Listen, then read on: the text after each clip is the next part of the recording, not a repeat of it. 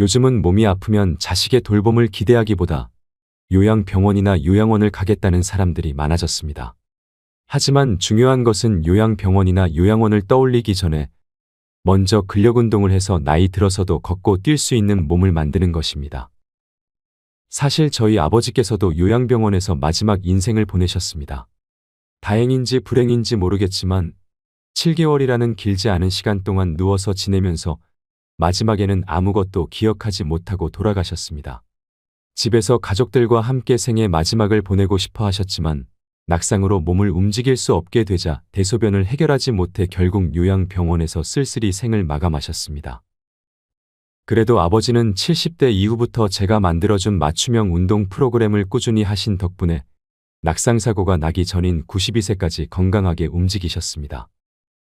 제가 만들어드린 운동 프로그램은 아주 간단하지만 꼭 필요한 운동이었습니다. 먼저 하루도 빠짐없이 소파나 의자에 앉았다 일어서는 근력운동을 하셨습니다.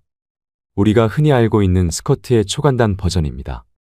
하루에 200회를 하신 덕분에 움직이는 근육의 급격한 감소를 지연시킬 수 있었습니다.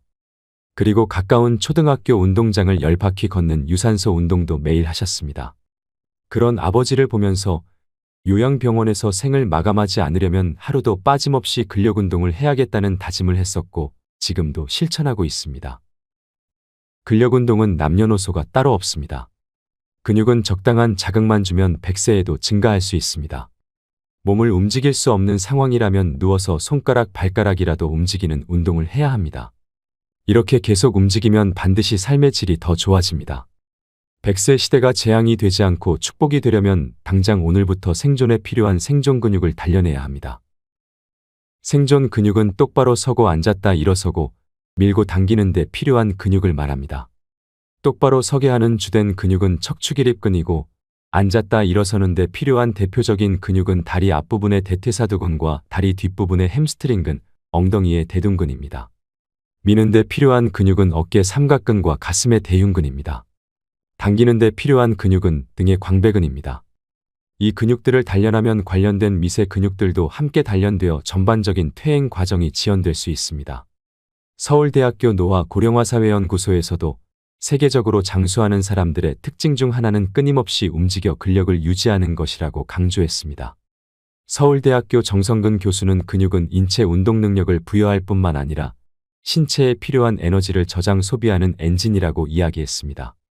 노인에게 근육이 부족하면 낙상과 당뇨병, 비만 등 생활 습관성 질환에 걸릴 위험성이 높아지고 결국 죽음도 앞당겨진다고 했습니다. 세계의학계도 의료비를 절감하고 삶의 질을 높이는 건강 장수의 열쇠로 근육을 주목하고 있습니다. 요즘은 건강을 위해서 계단을 오르거나 등산을 많이 하시는 것 같습니다. 두 운동 모두 근력 운동도 되고 유산소 운동도 되는 좋은 운동입니다. 계단 운동의 경우 15분 오르는 것만으로도 150kcal가 소모되는데 이는 조깅과 수영을 20분, 빨리 걷기와 자전거 타기를 30분 하는 것과 같은 운동량이라고 합니다. 미국 하버드대 의대에서 실시한 연구 결과에 의하면 일주일에 20층 이상의 계단을 오르는 사람은 심근경색으로 사망할 위험성이 그렇지 않은 사람보다 21% 이상 낮다고 합니다. 또 다른 연구에서는 3개월간 매일 3층 이상의 계단 오르기만 해도 혈압과 체지방량, 심폐지구력과 다리 근력이 개선되었다고 합니다. 계단 오르기와 등산은 나와 가장 가까운 곳에 있으면서 공짜로 편리하게 이용할 수 있는 헬스장인 셈입니다. 다만 여기서 주의할 점은 계단 오르기와 등산은 무릎 관절이 건강해야 가능하다는 사실입니다. 일반적으로 계단을 오를 때는 체중의 3배, 내려올 때는 무려 체중의 5배 수준으로 무릎 관절이 압박됩니다. 계단을 내려올 때는 엘리베이터를 이용한다고 가정해도 등산의 경우는 그렇게 하기가 쉽지 않으니 무릎 관절이 견디기에는 하중이 상당히 큰 운동인 셈입니다. 무릎 관절 전문이나 운동 전문가도 무조건 계단 오르기나 등산을 할 것이 아니라 하중을 견뎌낼 수 있을 만큼 무릎 근육을 만든 뒤에나 할 것을 권합니다. 이러한 연유로 근력 운동과 유산소 운동 중 어떤 운동부터 하는 게 좋은지 물어보신다면 당연히 근력 운동을 먼저 하시라고 권해드립니다. 많은 사람들이 운동을 해야겠다고 마음먹는 순간 걷기나 계단 오르기, 등산부터 시작하시는데 나이 들어서는 오히려 건강을 해칠 수 있습니다. 차근차근 근력 운동부터 하시고 유산소 운동을 해야 오랫동안 걷고 뛸 수 있습니다. 사람은 며칠이라도 걷지 않고 움직이지 않으면 신체 건강은 물론 우울증에 빠지는 등 정신 건강도 나빠집니다. 누우면 죽고 걸으면 산다라는 책의 제목처럼 사람은 움직여야 살아갈 수 있도록 설계되어 있습니다. 우주선을 타고 달나라에 다녀온 우주인의 근육 상태를 보면 걷지도 못할 정도로 근육량이 줄어 있습니다. 지구에서는 중력이 근육을 수축하고 늘리는 작용을 반복하면서 근육의 기능을 유지하게 해주지만 다른 근육에 자극이 없는 상태, 즉 무중력 상태이니 근육이 더 빠르게 줄어드는 겁니다. 그런데 지구에 살아도 움직이지 않으면 무중력 상태와 비슷해집니다. 가장 대표적인 예가 다리 골절로 깁스를 했을 때입니다. 4주 이상 깁스를 하고 움직이지 못하면 깁스를 한 다리의 근육은 다른 다리에 비해 30% 이상 줄어듭니다. 깁스를 풀면 두 다리의 근육 차이가 눈에 확 들어올 정도입니다. 아직 노화가 진행되지 않은 30대도 입원해서 움직이지 않고 지내면 근육이 줄어들고 심장의 기능이 70대처럼 나빠집니다. 인체는 206개의 뼈로 구성되어 있으며 140여 개의 관절로 움직입니다. 하루에 관절이 움직이는 횟수만 10만 회 정도라고 합니다. 자연 노화 과정에서 관절의 수명은 65세가 한계라는 연구 결과가 있습니다. 그러니 건강 100세를 위해서는 늦어도 50대부터는 반드시 관절을 보호할 수 있는 근력 운동을 해야 합니다. 튼튼한 관절을 유지하는 가장 효과적인 방법은 오로지 관절의 근육을 늘리는 것뿐입니다. 100세까지 건강한 삶을 누리기 위해서는 움직임을 일으키는 생존 근육을 증진시키는 것이 무엇보다 중요합니다. 이런 근육들을 하나의 동작으로 만족시킬 수 있는 운동이 있는데 바로 캐틀벨 운동입니다. 기구의 사용법이 간단하고 좁은 공간에서 짧은 시간 투자해도 운동 효과가 뛰어나 한번 효과를 경험한 사람은 그 매력에 푹 빠져드는 운동입니다. 자그마한 쇳덩이를 양손으로 잡고 30에서 50회 스윙을 반복하면 심장이 터질 듯하고 하체 근육은 버틸 수 없을 정도로 단단해지는 강도 높은 근육 운동이자 유산소 운동입니다. 한 가지 기본 동작만으로 근력과 심폐기능을 동시에 향상시킬 수 있으니 이보다 완벽한 운동은 없다고 평가될 정도입니다. 저는 수많은 운동을 경험했지만 캐틀벨 스윙만큼 짧은 시간에 큰 효과를 보는 운동은 아직 경험하지 못했습니다. 앉은뱅이도 일어서 걸어 다닐 수 있게 한다는 말이 있을 정도로 효과가 뛰어난 운동입니다. 다른 운동에 비해 일단 비용 부담도 없고 작은 공간만 있으면 비가 오나 눈이 오나 언제나 꾸준히 할 수 있으니 이보다 좋은 운동이 있을까 싶을 정도로 탁월한 가성비 운동입니다. 캐틀벨의 기본 동작은 스윙인데 양손으로 잡고 앉았다 일어서면서 캐틀벨을 위로 올렸다가 다시 몸으로 받아내서 앉는 자세로 돌아오는 운동입니다. 이런 동작은 직립동물인 인간이 생존을 위한 본능적인 움직임이라고 할 수 있는 앉았다 일어서서 밀고 당기는 동작과 같습니다.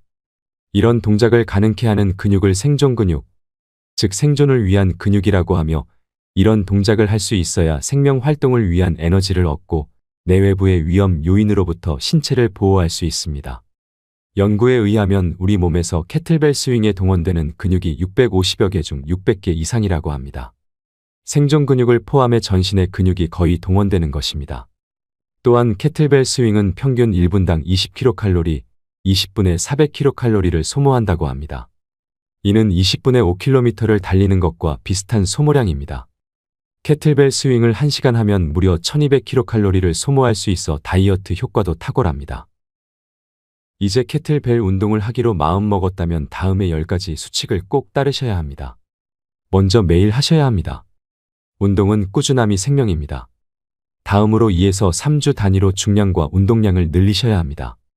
그래야 근육이 성장합니다. 운동하실 때 무릎은 90도 이상 구부리지 않아야 합니다. 네 번째로 엉덩이를 뒤로 빼면서 앉았다 일어서야 합니다. 앉았다 일어서는 운동의 목적은 엉덩이 근육과 허벅지 근육을 자극하는 것입니다. 무게중심이 엉덩이와 허벅지에 실리도록 엉덩이를 뒤로 빼면서 앉았다 일어서야 합니다. 다섯 번째로 하복부의 단전에 힘을 주고 운동을 해야 합니다. 호흡은 힘을 줄 때 내쉬고 힘을 뺄 때 들이쉬면 됩니다. 일곱 번째는 슬로 트레이닝으로 하면 효과가 배가 됩니다. 앉을 때는 2초에 걸쳐 천천히 앉고 일어설 때는 빠르게 일어서면 관절에 부담이 적게 가면서 근육 강화 효과는 훨씬 커집니다. 또한 뇌가 의식하도록 근력 운동을 해야 효과가 더 커집니다. 아홉 번째로 운동은 영양 섭취까지를 포함하는 것을 잊어서는 안 됩니다. 운동으로 손상된 근육이 빠른 시간 내에 회복하려면 운동 후 1시간 이내에 꼭 단백질을 섭취해 주어야 합니다. 마지막으로 운동을 할 때 통증이나 피로가 느껴진다면 즉시 중단해야 합니다. 지금까지 이상모의 책 생존 근육 3가지만 키워라의 핵심적인 내용을 발췌하고 각색해서 함께 들어봤습니다. 오늘 책을 소개하면서 근육의 중요성에 대해서 다시금 각성하는 계기가 됐습니다. 저도 개인적으로 걷기와 등산을 좋아해서 저자의 말이 더 가슴에 와닿았던 것 같습니다. 물론 최근에는 고무밴드를 활용한 근력 운동을 하고 있는데 그 필요성을 더 절감하게 된 것 같습니다. 걷기와 등산의 경우 날씨가 좋지 않거나 시간이 없는 경우 건너뛰는 경우가 많아 지속적으로 운동하기 힘들었던 것 같습니다. 또한 하체 위주의 근력 운동이다 보니 아무래도 상체 근력 운동이 부족해 아쉬웠던 부분도 많았습니다. 이에 반해 캐틀벨은 굉장히 매력적인 운동인 것 같습니다. 일단 근력 운동과 유산소 운동을 포함한다는 점이 좋고 적은 비용으로 짧은 시간에 최대의 효과를 얻을 수 있다는 점에서도 매력적인 것 같습니다. 걷기나 등산과는 다르게 날씨에 구애를 받지도 않고 작은 공간만 있으면 되니 꾸준하게 운동을 지속할 수 있다는 점도 좋은 것 같습니다. 이제는 본의 아니게 우리 모두가 100세를 살아가는 시대가 됐습니다. 그래서 많은 사람들이 처음 가보는 길이기에 무엇을 어떻게 준비해야 좋은지 고민도 많아지는 것 같습니다. 무엇을 준비하건 건강을 잃으면 모든 것을 잃으니 운동을 통해 건강한 몸을 만들어 나가는 건 100세 시대를 준비하기 위한 기본 중의 기본이 될 것입니다. 마지막까지 시청해 주셔서 감사합니다.